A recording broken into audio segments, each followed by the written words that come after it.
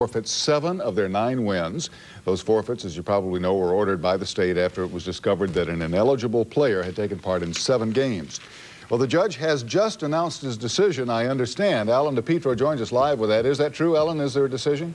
The judge is explaining his decision. Now, if he has announced the decision, we don't know because we've been down here roughly 7 minutes. So he's going through explaining his decision. He began that explanation about 20 minutes to 5. So if he's still talking, he's been talking for about 35 minutes.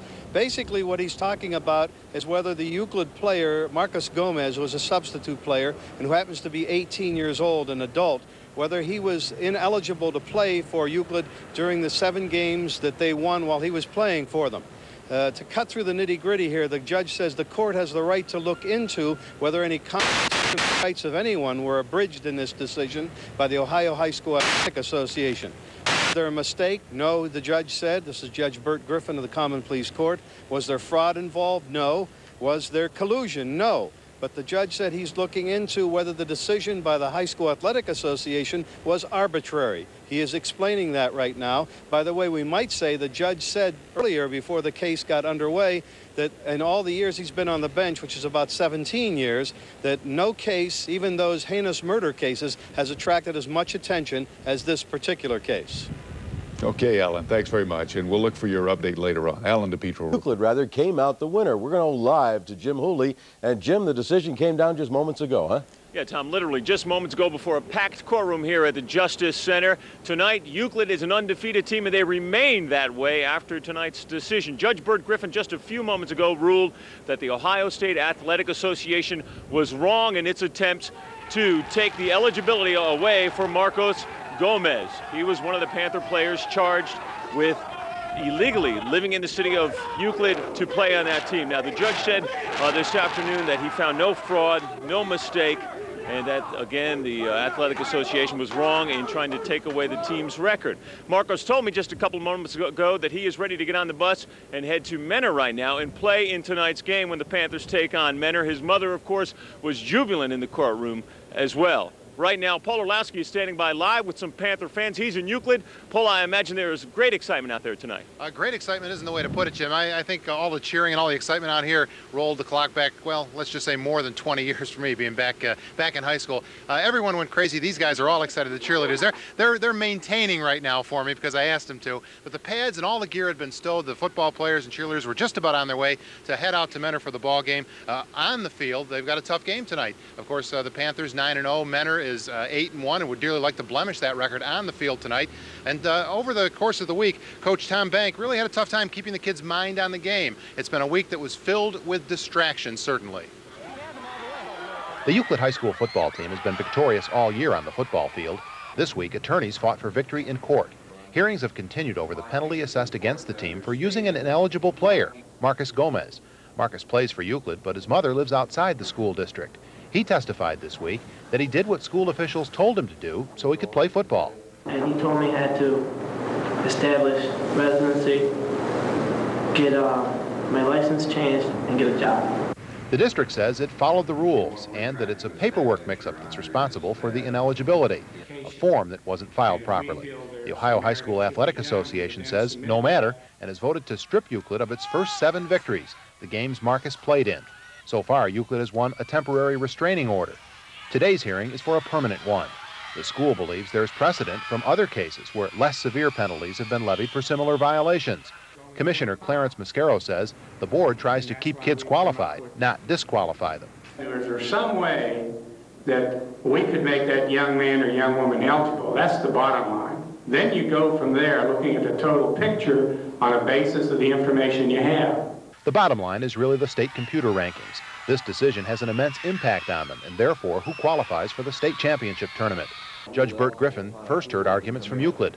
Later in the week, other schools whose chances at the playoffs would be affected because of the computer rankings. Now, this decision may set a precedent for another school, which may actually help Euclid further in the computer rankings. Mayfield forfeited a game earlier in the year. They're now going to, we've learned, go through the process of appeal, and that would actually add 3.5 more points to Euclid in their bid for the playoffs. I've got to thank the cheerleaders. They've been quiet all this time. You guys excited? Back to you guys in the studio. Why did I know he was going to do that? Thank you very much, Paul. Congratulations to him out there, too. Got it. Record this year and that question of eligibility, and Alan DePietro is standing by at the Justice Center with more. Alan? The judge rules Euclid wins. The Ohio High School Athletic Association loses in this one. Ohio High School Athletic Association attorneys said they might appeal this ruling, but the playoffs should go on. This is the last week of the regular season. Euclid will be in the playoffs, most likely. They play at Mentor tonight. But even so, by Sunday night, we'll know which 80 schools in Ohio will be in the playoffs. Most likely one of those 80 schools will be Euclid, so they can go on to the playoffs. Basically, the judge ruled that the Ohio High School Athletic Association was wrong in saying that Marcos Gomez, the player in question here for Euclid, who is 18 and an adult by law, was okay to let him go to school in the district in which he lived as an adult, which is Euclid.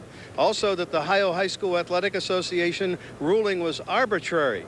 In other words, they just decided that he did not have enough money to qualify. You're supposed to have $250 a month earned income, and the judge felt that that was an arbitrary ruling by the State Athletic Association. So Marcos Gomez gets into uniform tonight. He's been out 2 games. Euclid record is 9 wins, no losses. They'll go for number 10 tonight at Mentor High School and on to the playoffs. So good news for Euclid tonight.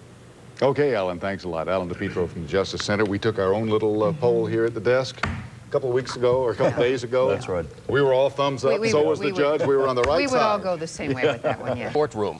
At stake, an undefeated football season and the reputation of a young man, cornerback Marcos Gomez. News Center 8's John Telich is live in our 24-hour newsroom with the verdict in the case of Euclid Schools versus the Ohio High School Athletic Association. John.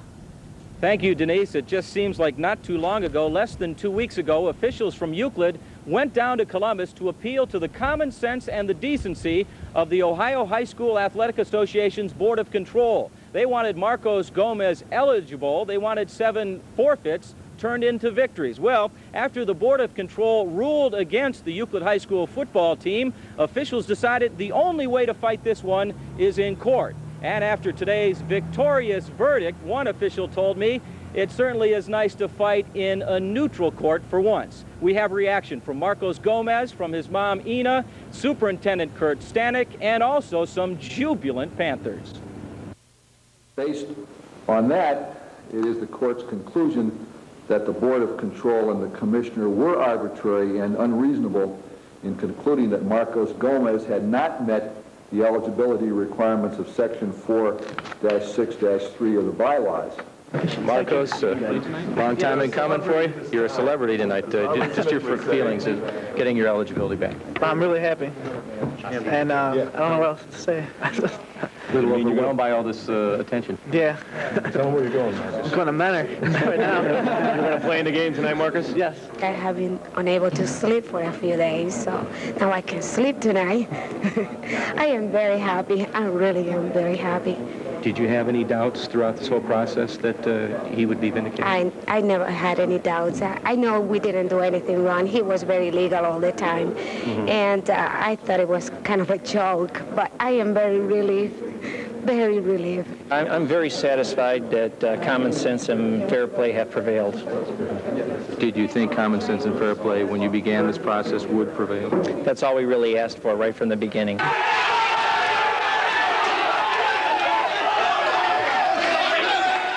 It is quite obvious the reaction from the teammates of Marcos Gomez, who left the Justice Center right after the verdict, and Bob Knuth and Kurt Stanek and officials of Euclid driving him straight to Mentor so he can suit up tonight and do what he had hoped to do all along, just simply play football. We'll have reaction, by the way, later on in sports from some of those Euclid High School Panthers. Channel 3's Paul Orlando.